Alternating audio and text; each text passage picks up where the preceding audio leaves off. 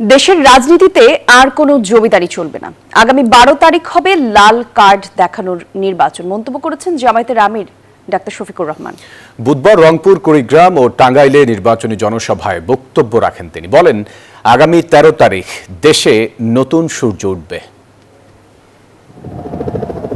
লালমনিরহাটের Hatibandha Teesta barrage helipad মাঠে এক বিশাল নির্বাচনী জনসভায় যোগ দেন জামাত আমির ডক্টর শফিকুর রহমান।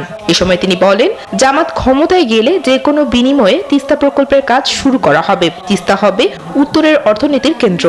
এই তিস্তাকে ইনশাআল্লাহ বিইজনিল্লাহ আমরা তিস্তাকে জীবন দিব ইনশাআল্লাহ। ওই তিস্তার কঙ্কালার মরুভূমি থাকবে না।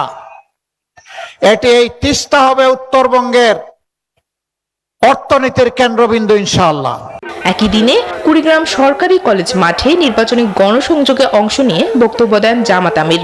বলেন, কুড়িগ্রাম জেলার দুঃখ তিনটি নদী। জামাত ক্ষমতায় গেলে নদী সংস্কারের নামে 28 লাখ কোটি টাকা যারা বিদেশে পাচার করেছে তা উদ্ধার করবে জামাত।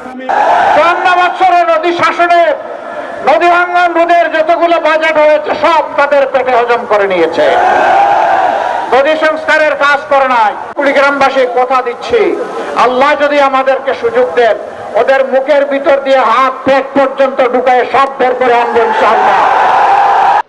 এদিকে বিকেলে টাঙ্গাইলে শহীদ স্মৃতি পৌর উদ্যানে জনসভায় যোগ দেন জামাত আমির। বলেন, জামাত বসন্তের কোকিল নয়। অনেক জুলুম সহ্য করার পরও দেশ ছাড়ি নাই। সবাইকে নিয়ে সামনের দিকে এগিয়ে যেতে চাই।